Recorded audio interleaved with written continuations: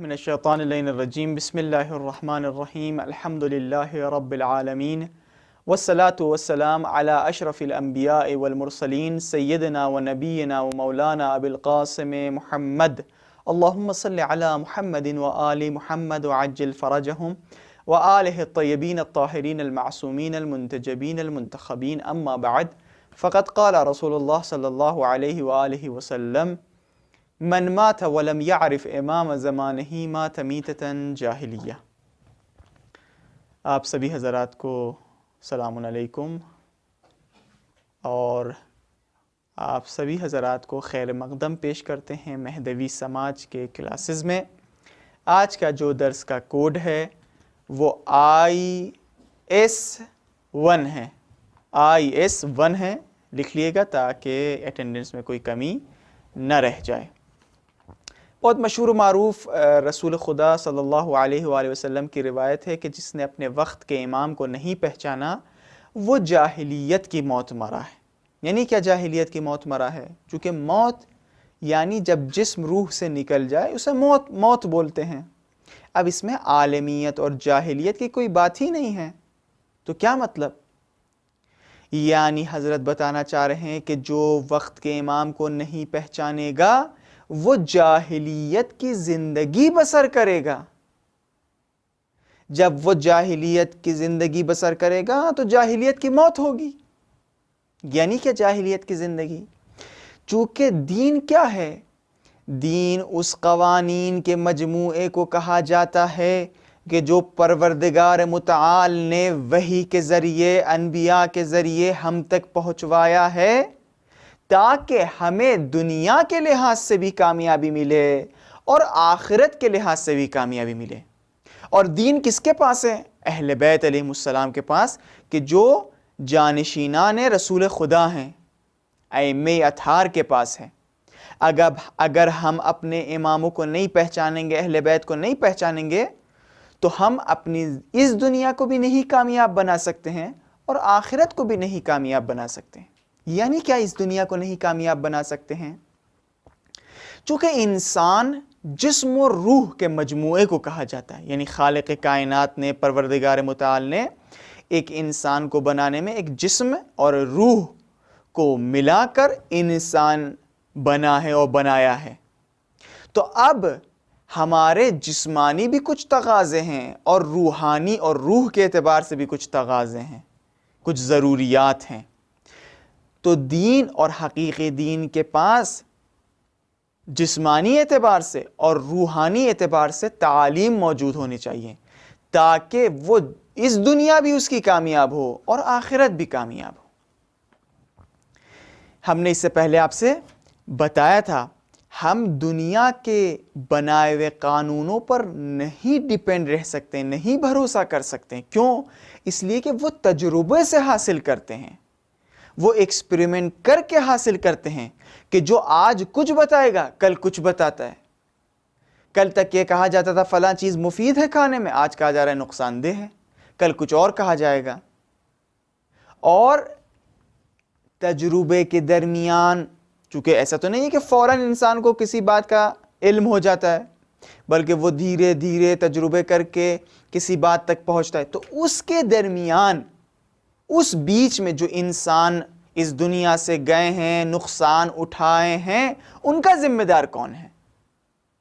وہ کہہ سکتے ہیں نا، پروردگارہ ہمیں پتہ ہی نہیں تھا کہ ہمیں کس طریقے سے زندگی بسر کرنا ہے تاکہ ہم نقصان نہ اٹھائیں، اور ہم نقصان اٹھا بیٹھے، ورنہ ہم بھی چاہتے تھے کمال تک پہنچیں۔ تو کیا اس کا سوال صحیح نہیں ہے؟ بے شک صحیح رہے گا۔ اسی لیے پروردگار متعال نے دین بھیجا تاکہ ہر لحاظ سے انسان کامیاب ہو اور کسی بھی اعتبار سے وہ نقصان نہ اٹھا سکے، اور انسان صرف دین پر بھروسہ کر سکتا ہے، چونکہ یہ دین ہے جو پروردگار نے بھیجا ہے، یعنی اس کریٹر، اس خدا، اس اللہ نے بھیجا ہے کہ جو ہم اور آپ کو جانتا ہے، پہچانتا ہے، اس دنیا کو پہچانتا ہے، چونکہ اسی نے بنایا ہے۔ ہم جب کوئی چیز خریدتے ہیں مارکیٹ سے، کوئی واشنگ مشین، کوئی فریج، تو اسی کمپنی سے جا کے پوچھتے ہیں کہ ہم اسے کیسے استعمال کریں۔ ہم یہ خود تجربے حاصل کر کے نہیں کہتے کہ چلو دیکھتے ہیں، یہ بھی بٹن دبا دیں، اس اسٹائل سے بھی چلا دیں، بھائی ہم کہیں گے بھائی خراب ہو جائے گا، بہت مہنگا خریدا ہے، یعنی رسک ہم نہیں لیتے ہیں۔ تو ہماری جو زندگی ہے کہ جو بہت محدود ہے، تو کیا اس میں ہم رسک لے سکتے ہیں؟ بے شک نہیں لے سکتے ہیں۔ اسی لیے ہم حقیقی دین کے پاس آئیں گے اور بہترین دین کو تلاش کریں گے، یعنی اس دین کے پاس آئیں گے کہ جو پروردگار متعال کی طرف سے بھیجا گیا ہے۔ اسی لیے ہم اہل بیت علیہ السلام کے در پر آئیں گے، چونکہ یہ خزان علم ہیں، یہ معدن رسالت ہیں، ٹھیک ہے، یعنی ان کے پاس دین ہے، یہ دین کو پیش کر رہے ہیں، یہ دین کی حفاظت کر رہے ہیں۔ یعنی ہم زندگی کے ہر گوشے کے بارے میں، زندگی کے ہر پہلو کے بارے میں کوئی بھی ہمارے پاس سوال ہو، چاہے کھڑے یعنی کوئی بھی ہمارے پاس سوال ہو، زندگی کے کسی بھی ایسپیکٹ کے لحاظ سے ہو، چلنا، بیٹھنا، اٹھنا، بولنا، پہننا، کپڑے پہننا، کس اسٹائل سے کپڑے پہنے، کس کلر کے ہوں، جوتا کس کلر کا ہو، انٹرٹینمنٹ کرنا، کھانا پینا، رہنا، سونا، گھر بنانا، ناخن کب کاٹیں، کس وقت کاٹیں، کس انگلی سے شروع کریں، یعنی ہر لحاظ سے، ہر اعتبار سے زندگی کے ہر گوشے میں ہمیں دین کو فالو کرنا ہے اور دین پر عمل کرنا ہے، اور حقیقی دین کے پاس تمام تعلیمات موجود رہیں گے۔ ہم نے آپ کے سامنے کھانے پینے کے سلسلے سے پیش کر دیا تھا۔ آج جو ہم آپ کے سامنے پیش کرنے جا رہے ہیں وہ سونے کے لحاظ سے ہیں، یعنی انسان کو کس طریقے سے سونا چاہیے ہے، کب سونا چاہیے ہے، کیسے اٹھنا چاہیے ہے، سونے سے پہلے کیا کرنا چاہیے ہے۔ یہ تمام باتیں ہم کس سے پوچھیں گے؟ دین سے پوچھیں گے، اہل بیت علیہ السلام سے پوچھیں گے۔ خوب، سب سے پہلی بات، قال امیر المؤمنین علیہ السلام للحسن ابنہ علیہ السلام یا بنی الا اعلمک اربع خصال۔ امیر المؤمنین علیہ السلام فرماتے ہیں، اے حسن، کیا تم چاہتے ہو کچھ ایسی باتیں تمہیں بتاؤں تستغنی بہا عن الطب، تاکہ تم محفوظ ہو جاؤ بیماریوں سے، تم محفوظ ہو جاؤ ڈاکٹر کے پاس جانے سے، طبیب سے۔ حضرت نے کہا کہ بے شک، تو امیر المومنین علیہ السلام نے فرمایا، قال اذا نمت فاعرض نفسک علی الخلاء، جب تم ارادہ کرتے ہو سونے کے لیے، سونا چاہتے ہو، تو اس سے پہلے تم واش روم جاؤ، بیت الخلاء جاؤ۔ آج آپ دیکھ رہے ہیں کہ بہت سارے لوگ کڈنی پرابلمز میں مبتلا ہیں، یورینری بلیڈر میں مبتلا ہیں، جو اس کی ڈیزیز ہیں۔ اگر ہم ایسا کریں گے، یعنی سونے سے پہلے واش روم جائیں گے، تو ہم ان تمام بیماریوں سے محفوظ ہو جائیں گے۔ دوسری بات کہ جو سونے سے پہلے ہمیں کرنا ہے، ہمیں دانت مانجنا ہوگا، اپنے منہ کو واش کرنا ہوگا۔ خوب، کس چیز سے واش کریں، کیسے واش کریں، یہ بھی ہم دین سے جا کر پوچھیں گے۔ یعنی حتیٰ دین نے یہ بتایا ہے کہ کس چیز کو تم اپنے دانت کے صفائی کے لیے استعمال کرو۔ آج کل کی دنیا کے جو پیسٹ ہیں، یہ سب ہمیں نہیں استعمال کرنا ہے، چونکہ اس میں بعض ایسی چیزیں ہیں کہ جو نقصان دہ ہیں، اور بہت سارے کنٹریز نے اس کے اگینسٹ پروٹیسٹ کیا ہے. آپ جا کر پڑھیے گا نیٹ پر. دین ایسی چیز ہمیں بتائے گا کہ جو ہر لحاظ سے ہمارے لیے فائدہ مند ہے اور اس میں کسی طریقے کا کوئی نقصان نہیں ہے. حتیٰ ہم روایات پڑھ رہے تھے، یہاں تک کہ بتایا کہ دانتوں کو کیسے صاف کرو. کہا آگے کے دانتوں کو اس اسٹائل سے صاف کرنا، اندر کے دانتوں کو اس اسٹائل سے صاف کرنا، یعنی یہاں تک کہ بتائی ہے بات. خوب دوسری بات، یعنی سونے سے پہلے انسان کو اپنے منہ کو واش کرنا ہے، حد اقل نمک کے پانی سے، سرکے سے اپنے منہ کو دھونا چاہیے ہے. کبھی کبھی دیکھا ہوگا کہ دانتوں کے بیچ میں کھانا رہ جاتا ہے، اس کو ضرور صاف کرنا چاہیے، خلال کرنا جسے بولتے ہیں. اور جو دانتوں کے بیچ میں جو کھانے رہ جاتے ہیں اس کو ضرور واش کر لے، صاف کر لے، اور اس کو مت کھائے. چونکہ روایات میں ملتا ہے کہ اگر انسان، یہ جو بعض لوگوں کی عادت بھی ہوتی ہے کہ جو دانتوں کے بیچ میں کھانا رہ جاتا ہے وہ کھا لیتے ہیں. کہا اپینڈکس کے پرابلم میں ہم مبتلا ہو سکتے ہیں اور اپینڈکس کی بیماری ہمیں لگ سکتی ہے. تیسری چیز جو انسان کو سونے سے پہلے انجام دینا ہے، سرما لگانا، کاجل لگانا. خوب اب آپ پوچھئے گا، ضرور آپ کو پوچھنا چاہیے کہ کس چیز کے کاجل لگائیں. ہمیں دین بتائے گا. چونکہ ابھی ہمارا ٹاپک نہیں ہے تو ہم اس میں نہیں جاتے ہیں، لیکن ہم آپ کو بتا رہے ہیں. یعنی یہاں تک کہ بتایا کہ کاجل کس آنکھ سے تم شروع کرنا لگانا اور کس آنکھ پر ختم کرنا. کہا رائٹ آنکھ سے شروع کرنا اور رائٹ آنکھ پر ختم کرنا. اور حتیٰ یہاں تک کہ بتایا کہ کتنی مرتبہ انسان لگائے. کہا ایسے کہ 3 مرتبہ رائٹ آنکھ اور 2 مرتبہ لیفٹ آنکھ پہ کاجل لگے. یعنی ایسے ہماری شروعات ہونی چاہیے، رائٹ آنکھ اور رائٹ آنکھ میں ختم ہونا چاہیے ہے کہ 3 مرتبہ رائٹ آنکھ پہ کاجل لگے اور 2 مرتبہ لیفٹ آنکھ پہ کاجل لگے. یہ سونے سے پہلے انسان کو انجام دینا چاہیے ہے. چوتھی چیز، انسان کو کس اسٹائل سے سونا چاہیے ہے. خوب 4 اسٹائل انسان تصور کر سکتا ہے. پیٹ کے بھل، پیٹھ کے بھل، لیفٹ سائڈ اور رائٹ سائڈ. پیٹ کے بھل تو انسان کو سونا ہی نہیں چاہیے ہے، بہت سخت منع کیا گیا ہے. حتیٰ بزرگان بھی آپ نے دیکھا ہوگا کہ جب کوئی بچہ یعنی جو گھر میں بوڑھے ہوتے ہیں، بزرگ ہوتے ہیں، کوئی اگر پیٹ کے بھل سوتا ہے تو اس کو متوجہ کرتے ہیں. بے شک روایات نے یہی بتایا ہے. کہا لا ینام الرجل علی وجہہ، کوئی پیٹ کے بھل نہ سوئے. وَمَنْ رَأَيْتُمُوهُ نَائِمًا عَلَى وَجْهِهِ، اور اگر تم نے کسی کو دیکھا کہ جو پیٹ کے بھل سو رہا ہے تو تم اسے متوجہ کر دو، اسے جگا دو اور کہو کہ اس اسٹائل میں مت سو. خوب یہ ہوئی کہ پیٹ کے بھل انسان کو نہیں سونا چاہیے ہے. پیٹھ کے بھل انسان سو سکتا ہے، روایت نے منع نہیں کیا گیا ہے. لیکن بہترین اسٹائل اور بہترین طریقہ سونا کا یہ ہے کہ انسان رائٹ سائڈ سوئے، ایسے کہ وہ قبلہ رخ ہو. جیسے کہ مردے کو، جنازے کو، میت کو قبر میں لٹایا جاتا ہے، یعنی قبلہ رخ سونا چاہیے ہے. رائٹ سائڈ اس اسٹائل سے کہ قبلہ رخ ہو، ایسے اسے سونا چاہیے ہے. خوب بچا لیفٹ سائڈ.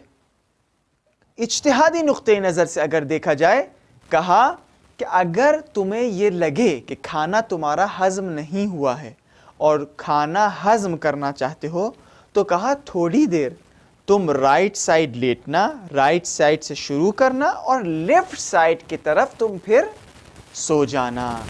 ایسے انسان کا جو کھانا ہے وہ ہضم ہو جائے گا اور ہضم ہونا شروع ہو جائے گا. البتہ یہ سب حکمت کے لحاظ سے اور میڈیکل اعتبار سے اس کو ایکسپلین کیا جا سکتا ہے، لیکن چونکہ یہ میرا ٹاپک نہیں ہے تو انشاءاللہ کبھی اور آپ کو ضرور بتائیں گے. سونے سے پہلے انسان کو بہت سارے اذکار بتائے گئے ہیں، دعائیں بتائی گئی ہیں جو انسان کو پڑھنا چاہیے ہے. جیسے 3 مرتبہ سورہ توحید قل هو اللہ پڑھنا چاہیے ہے، 4 قل پڑھنا چاہیے، آیت الکرسی پڑھنا چاہیے ہے، صلوات بھیجنا چاہیے ہے، استغفار کرنا چاہیے ہے۔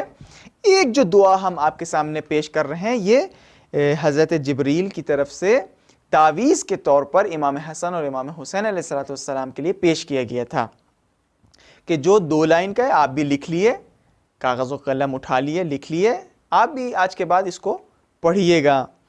بسم اللہ الرحمن الرحیم، اعیذ نفسی وذریتی واہل بیتی ومالی بکلمات اللہ التامات من کل شیطان وہامت ومن کل عین لامت، یعنی پروردگارہ محفوظ رکھ ہمیں، ہماری خاندان، ہماری فیملی کو، ہمارے مال و دولت کو ہر شر شیطان سے اور ہر چشم زخم سے، بری نظر سے۔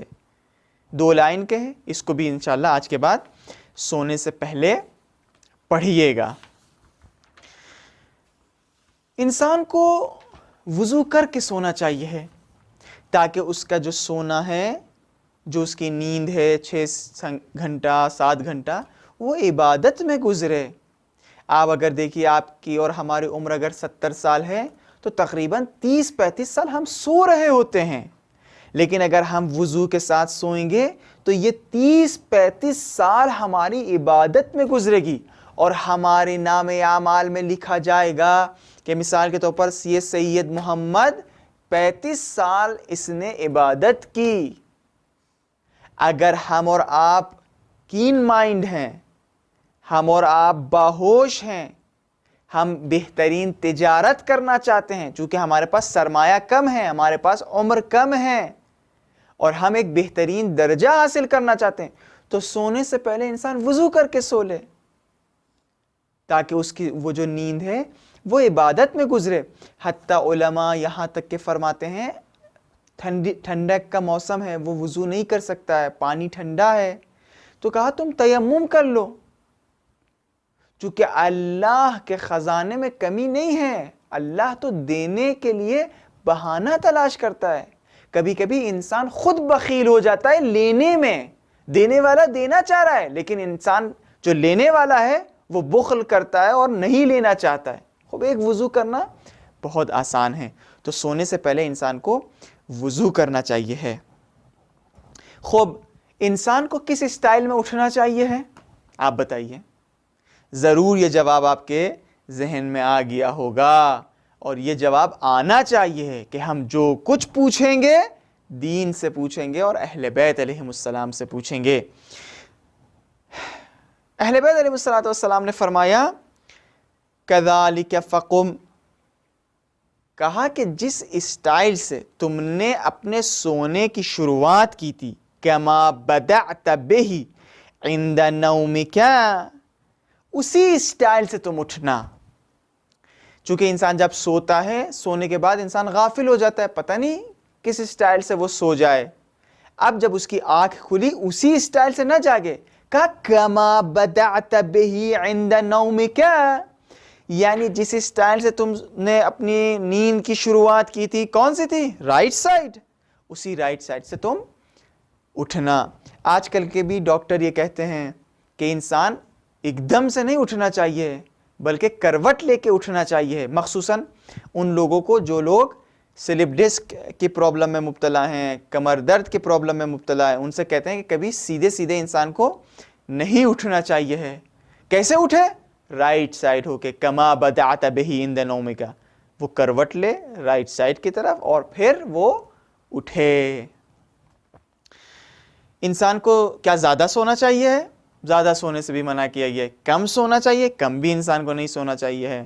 نہ زیادہ سونا، نہ افراد نہ تفرید، نہ زیادہ سونا نہ کم سونا۔ کثرت الاکل والنوم یفسدان النفس ویجلبان المضرہ، امیر المومنین علیہ السلام فرماتے ہیں زیادہ سونا، زیادہ کھانا فساد کا سبب بنے گا، نقصان کا سبب بنے گا۔ یا امام صادق علیہ السلام سے روایت ہے کثرت النوم مذہبۃ للدین والدین یبغض کثرت النوم، دین ناپسند کرتا ہے پسند نہیں کرتا ہے اس انسان کو جو زیادہ سوتا ہے. چونکہ انسان جب زیادہ سوتا ہے وہ غافل ہو جاتا ہے, رزق حلال حاصل کرنے میں وہ سستی کرنے لگتا ہے, اللہ کے ذکر کرنے سے وہ سستی کرتا ہے. اور جو بہت اہم بات ہے وہ یہ ہے کہ جن لمحوں کو وہ اللہ کی رضا میں اسے گزارنا چاہیے ہے, اللہ کی عبادت میں اسے گزارنا چاہیے, وہ خواب غفلت میں ہے, اس کو ضرورت نہیں اس کے بدن کو. تو یہ ایک طریقے کا اسراف ہو جائے گا. اس کے بدن کو ضرورت نہیں ہے زیادہ سونا, لیکن وہ سو رہا ہے کہ کوئی کام نہیں ہے. نہیں بھائی, آپ کیوں کہتے ہیں کہ کام نہیں ہے؟ آپ اٹھیے 7 گھنٹے کے بعد ضرور سوئیے, اس کے بعد اٹھیے. کوئی کام اگر نہیں ہے, سنڈے کا دن ہے, تو آپ کوئی کتاب اٹھا کر پڑھیے, قرآن اٹھا کر پڑھیے, اپنی فیملی کے ساتھ ٹائم بتائیے, بات چیت کریے اپنے بچوں سے, اپنی فیملی کے ساتھ. خود بات کرنا اپنی فیملی سے محبت کا سبب بنے گا. آج جو ہمارے گھروں میں آپ دیکھیے کہ کبھی بہرحال اچھا ماحول نہیں نظر آتا ہے, وہ کیوں ہے؟ اس لیے کہ ایک دوسرے سے بات کرنے کے لیے ٹائم نہیں ہے. خوب یہ فرصت ایک ایسی فرصت ہے کہ جو ایکسٹرا وہ سو رہا ہے کہ وہ اپنی فیملی سے کے ساتھ وقت بتائے. کس ٹائم انسان کو سونا چاہیے ہے اور کس ٹائم انسان کو نہیں سونا چاہیے ہے, اس دنیا کے بارے میں ہمیں علم نہیں ہے, اس کائنات کے بارے میں ہمیں علم نہیں ہے, ان سیارات کے بارے میں ہمیں علم نہیں ہے کہ کس وقت ہم نقصان اٹھا سکتے ہیں. خوب دین ہمیں بتائے گا, حقیقی دین ہمیں بتائے گا. تو جب ہم روایات اٹھا کر کے دیکھتے ہیں, کہا خواب بین الطلوعین, یعنی بین الطلوعین کے وقت اذان صبح سے لے کے طلوع آفتاب کے درمیان بہت سخت منع کیا گیا ہے. اگر انسان اس سمے سوئے گا تو روایات نے کہا ہے کہ اس کا چہرہ خراب ہو جائے گا, اس سے نور ختم ہو جائے گا, رزق دور ہو جائے گا, فقیری کا سبب بنے گا, فقر کا سبب بنے گا, یورث الفقر, یا یقسم فی ذالک الوقت ارزاق العباد. روایات میں موجود ہے کہ بین الطلوعین کے وقت, یعنی اذان صبح سے لے کے طلوع آفتاب کے درمیان ہی رزق بانٹا جاتا ہے. تو اگر انسان سوئے گا تو وہ رزق انسان کے مقدر میں نہیں لکھا جائے گا. اندوہ پریشانی کا سبب بنے گا, غم کا سبب بنے گا. روایات میں ہے کہ جسم و روح خراب ہو جائے گی اس انسان کی کہ جو بین الطلوعین سوتا ہے. تو بین الطلوعین سخت منع کیا گیا ہے. دوسرا وقت جو انسان کو نہیں سونا چاہیے ہے وہ غروب آفتاب کا وقت ہے. یعنی کیا؟ یعنی دیکھیں روایت میں ہے, امام کاظم علیہ السلام نے فرمایا ان ابلیس یبث جنود اللیل من حین تغیب الشمس الی مغیب الشفق. یعنی یہ جو غروب آفتاب کا وقت ہے, اس وقت شیطان اور ابلیس اپنی تمام سپاہیوں کو پھیلا دیتا ہے, اور اگر انسان اس سمے سوئے گا تو وہ نقصان اٹھا سکتا ہے. تو انسان کو غروب آفتاب کے وقت بھی نہیں سونا چاہیے ہے. ایک وہ ٹائم ہے کہ جو خواب نعمت سے تعبیر کیا گیا ہے روایات میں, یعنی وہ سمے انسان کو کہا گیا ہے کہ سونا چاہیے, کچھ دیر ہے. وہ کب ہے؟ اذان ظہر سے کچھ لمحہ پہلے, کچھ وقت پہلے, 15 منٹ, 20 منٹ, 10 منٹ پہلے انسان کو خواب غیلولہ لینا چاہیے ہے. یہ انسان کے لیے بہتر ہے, انسان کے لیے مفید ہے, اسی لیے نعمت سے تعبیر کیا گیا ہے. انسان کو اکیلے گھر میں کیا سونا چاہیے ہے؟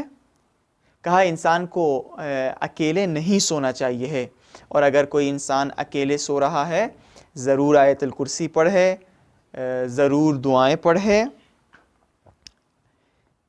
کہا سونے سے پہلے ضرور اپنے ہاتھ کو اچھی طریقے سے واش کر لینا, دھو لینا. یعنی تمہارے ہاتھ سے کھانے کی جو چکنائی ہے, جو چکنائی کی خوشبو ہے, وہ نہیں آنی چاہیے ہے. تمہارے ہاتھ چکنے نہیں ہونے چاہیے ہیں, چونکہ اگر ایسا ہوگا تو دیکھیں روایات نے کتنا سخت لہجہ اختیار کیا ہے.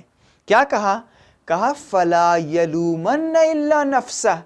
اگر اب یعنی اس حالت میں سوئے گا کہ اس کے ہاتھ سے چکنائی کی خوشبو آ رہی ہو, تو وہ اگر کسی مشکل میں, کسی بیماری میں مبتلا ہو جائے تو فلا یلومن الا نفسہ، تو وہ اپنے آپ کے علاوہ کسی اور کو ملامت نہ کرے، چونکہ اس کا سبب وہ خود شخص ہے۔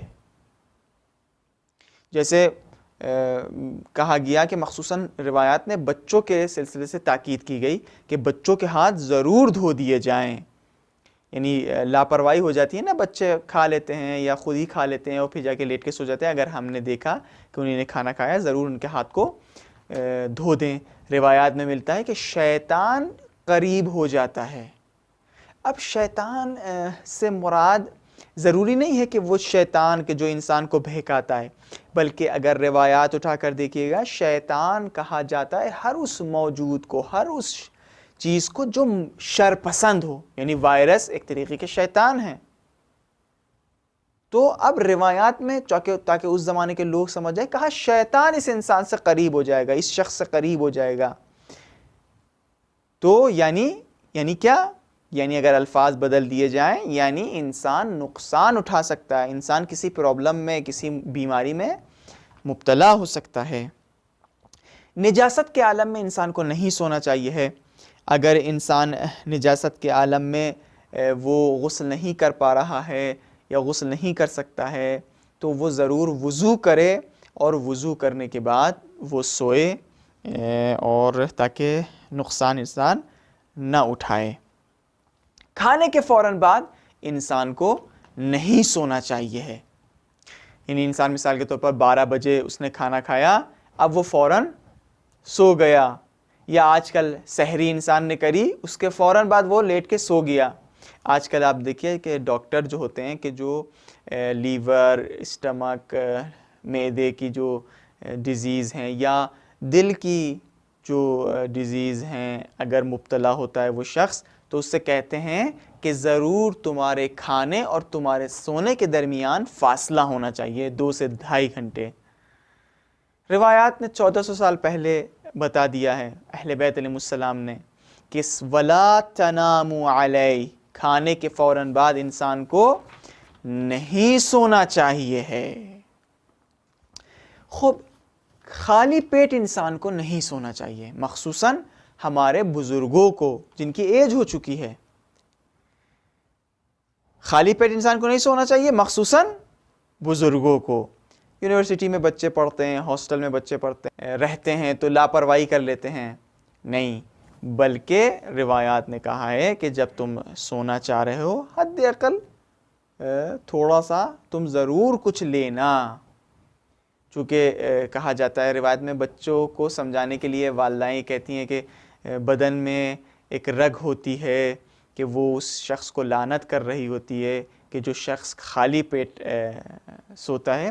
روایت میں ملتا ہے کہ ایک رگ ہوتی ہے ہمارے جسم میں کہ جو انتظار کرتی ہے رات کے کھانے کی۔ البتہ رات کا کھانے کا مطلب یہ نہیں ہے 12 بجے، رات کے کھانے کا مطلب یہ نہیں ہے 10 بجے، بلکہ میں کھانے کے درس میں نے آپ کے سامنے پیش کیا تھا کہ یعنی 2 وقت روایات نے بتایا ہے کھانے کے سلسلے سے، ایک صبح، ایک شام، یعنی 6 سے 8 کے درمیان، ٹھیک ہے۔ آخری بات جو سونے کے سلسلے سے آپ کو بتانا ہے کہ جو واقعاً آپ دیکھیے کہ ہمارا دین کتنا لطیف ہے، ہمارے اہل بیت کتنے مہرباں ہیں، خدا کتنا رحیم ہے، رحمان ہے، اتنی چھوٹی سی بات بھی بتائی ہے کہ جو انسان خود سمجھ سکتا ہے، لیکن روایات نے ہمیں اور آپ کو متوجہ کروایا ہے۔ کہا دیکھو ایسی چھت پہ مت سونا کہ جہاں تمہاری حفاظت نہ ہو سکے، یعنی باؤنڈری نہ بنی ہو، تم گر سکتے ہو۔ دیکھیے نہا رسول اللہ صلی اللہ علیہ وآلہ وسلم ان یبات علی سطح غیر محجر، ایسی سطح پر، ایسی جگہ پر مت سونا کہ جہاں تمہارے جان کی حفاظت نہ ہو سکے۔ انشاءاللہ یہ تمام باتیں آپ کے لیے مفید ثابت ہوئی ہوں۔ ماہ مبارک رمضان کے کچھ ایام بچے ہیں، ضرور ان ایام سے فائدہ اٹھائیے گا، ضرور سب کے لیے دعا کریے گا، وقت کے امام کے لیے دعا کریے گا۔ ہم اور آپ اس دنیا میں جو آئے ہیں آئے ہیں کہ کمال تک پہنچیں، آئے ہیں کہ کامیاب ہوئیں، اور ہماری کامیابی اور آپ کی کامیابی تبھی حاصل ہوگی کہ جب ہم اہل بیت علیہم السلام سے قریب ہوں گے۔ تمام ان لوگوں کے لیے دعا کریے گا کہ جن لوگوں نے اس کورونا وائرس کے ایام میں، کہ جو بہرحال ہر طرف لاک ڈاؤن تھا، یہاں قم میں بھی بہت یعنی ہر طرف پھیلا ہوا تھا، لوگ گھروں سے نہیں نکل رہے تھے، لکھنؤ میں لاک ڈاؤن تھا، لندن، مسقط، یہاں سے تمام لوگوں نے محنت سے، بہت ہی مشقتوں سے یہ تمام درس ریکارڈ کروائے، یہ تمام درس تیار کرائے تاکہ آپ اور ہم فائدہ اٹھا سکیں۔ سب لوگوں کے لیے دعا کریے گا، اپنے تمام اساتید کے لیے دعا کریے گا، ان لوگوں کے لیے دعا کریے گا کہ جو کیمرے کے سامنے نہیں دکھ رہے ہیں لیکن ان کی محنتیں درکار ہیں۔ تمام والنٹیئر کے لیے دعا کریے گا تاکہ انشاءاللہ شکرانے یعنی ایک طریقے کا شکریہ ہو سکے دعا کرنے سے۔ اور اسی طریقے سے مہدوی سماج کے کلاسوں میں آئندہ بھی شامل ہوتے رہیے گا انشاءاللہ۔ اگلے سال بھی، اگلے لیول بھی، اگلے جو ایام آ رہے ہیں، غدیر کلاسز ہیں، شعبان میں کلاسز ہوتے ہیں، فاطمیہ میں کلاسز ہوتے ہیں، اس میں بھی انشاءاللہ شریک رہیے گا تاکہ ہم علم دین حاصل کریں، اور اس علم حاصل کرنے کے بعد ہماری یہ دنیا بھی کامیاب ہو اور آخرت بھی ہم ایک بہترین درجہ حاصل کر سکیں۔ والسلام علیکم ورحمۃ اللہ وبرکاتہ۔